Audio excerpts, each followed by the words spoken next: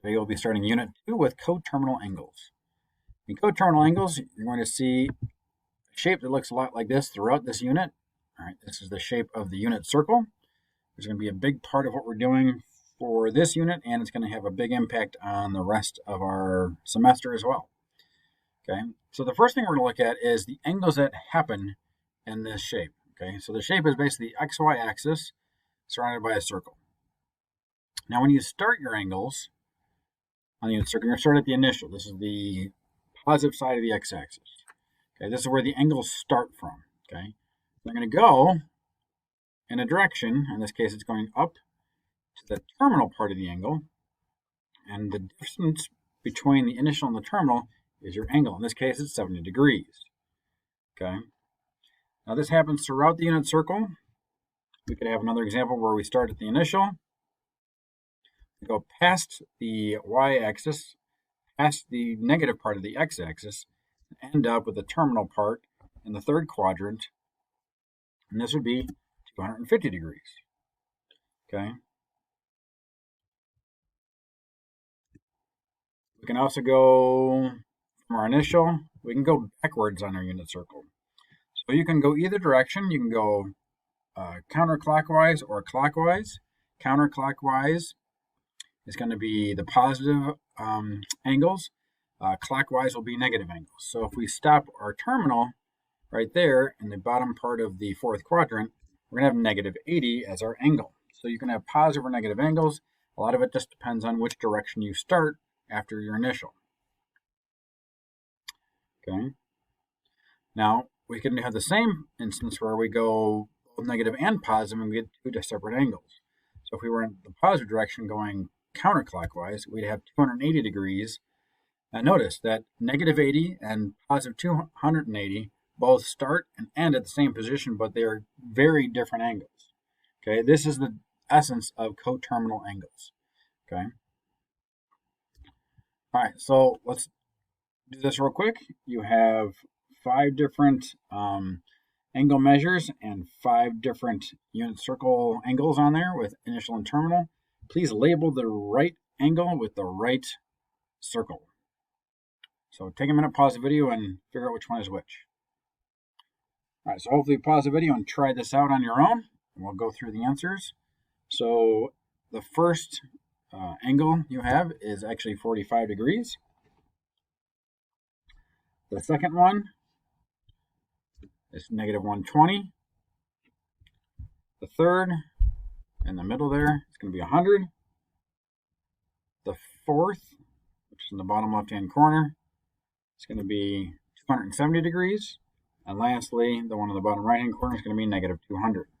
So again, it depends on where you start and where you end, so your initial and your terminal, as to where your angle is, and then also which direction you're going. So if it's going counterclockwise, it's positive. If it's going clockwise, it's going to be a negative.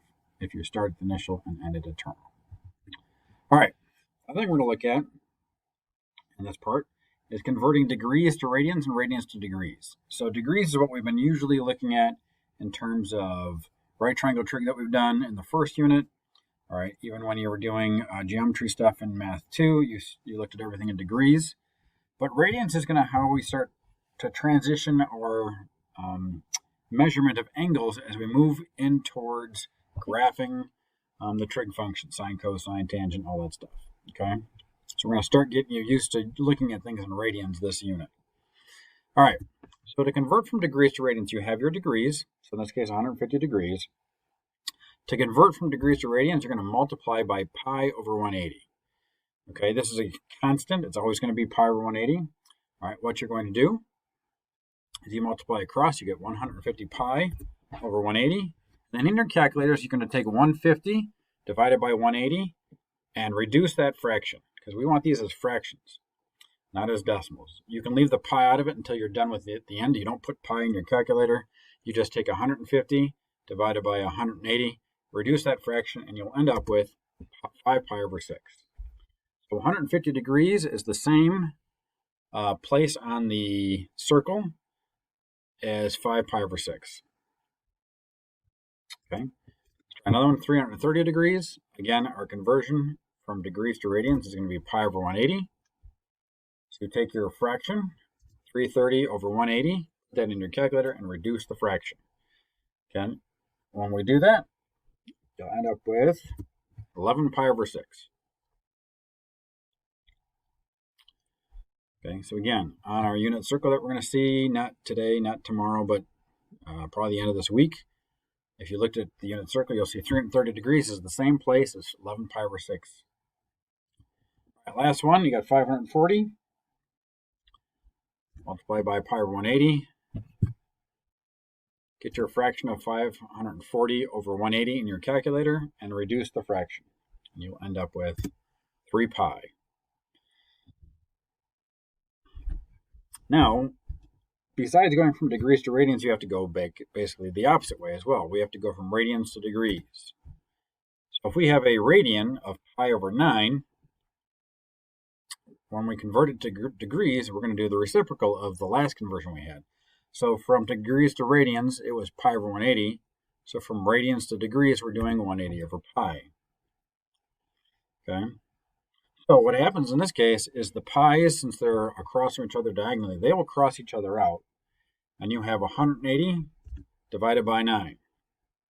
Because the pi's cancel out, which gives you just 20. So that's 20 degrees. There's the degree sign. I don't know why it's not in the 20, but it is. All right. Next, 3 pi over 5, converting that from radians to degrees.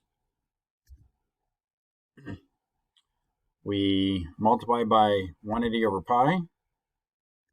The pi's will cancel out, and you have 3 times 180 gives you 540, and then 5 on the bottom of your fraction. So you're going to reduce your 540 divided by 5, and you get 108 degrees. All right, and lastly, 5 pi.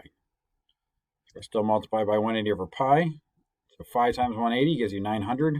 The pi's reduce, or cancel out, sorry, and then just get 900 degrees. Okay. So the coterminal angles can be somewhat confusing to students. So let's look at it in terms of how this looks in a visual medium. So let's say we have our initial and then our terminal, and we have 70 degrees between the two. Okay. What happens is, think of the circle as a continuum. You can keep going around and around and around the circle. Well, let's say we go around one more time. All right, so we start at 70, go around again, past the initial, go back to the same terminal we ended with. Okay, well, what we're doing is we're adding 360 to our previous angle measure. So we have 70 plus 360. That gives us 430 degrees. Well, 70 and 430 are coterminal because they both start and end at the same place, but how they get there is different because the 70 just goes up a little bit. The 430 goes up around one whole time with a circle and then back to the original terminal degree, or terminal ending point. Okay, we could keep doing this forever. All right, we could do it again, do a whole nother round way around the circle, add another 360 degrees to 430, and we get 790. So 70, 430, and 790 are all coterminal because they start at the same place and end at the same place. Just how they get there is different. One just goes a little bit, one goes around a whole time and then back up to 70, and then another one goes around twice the unit circle. Okay, so that's kind of a way to see coterminals. You can do the same thing if we went backwards. Okay, we can keep going around and around and around. If we go backwards, you get the same idea.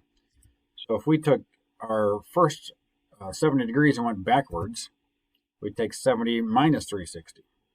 So you can go backwards and subtract 360 each time to find other coterminal angles in the other direction. We got that, we get negative 290. All right. You do it again, you keep going. Sorry. If we did negative 290 and subtracted 360 again, it would be another coterminal angle. Okay, so let's look at this in terms of just given angles. Okay, so we have 150 degrees. So we want to find two different coterminal angles. There's a lot of different ways you can do this, and it depends on what the directions are. It's really important that in this case, in these cases, you actually follow the directions and pay attention to what they're saying. Okay, this doesn't give you any like specific requirements of your coterminal angles, but some things on the homework will. Like on the homework or the practice sheet, it says find one that's positive and one that's negative. So that means you're going to have to go in two different directions. So let's say we're going to find just two coterminal angles. We're going to add 360 to 150, gives us 510 degrees. 510 is coterminal with 150. Okay, let's say we want to do it a different way. Let's say we want to subtract 360. So this would give us a negative coterminal angle. We'd get negative 210. So 150, 510, and negative 210 are all coterminal because they all start at the same place and end at the same place as a terminal, but they go around the unit circle in different directions and multiple times. Okay, so this would be an example of finding one positive and one negative coterminal angles to the original angle that you're given. All right, let's look at the next one, 85.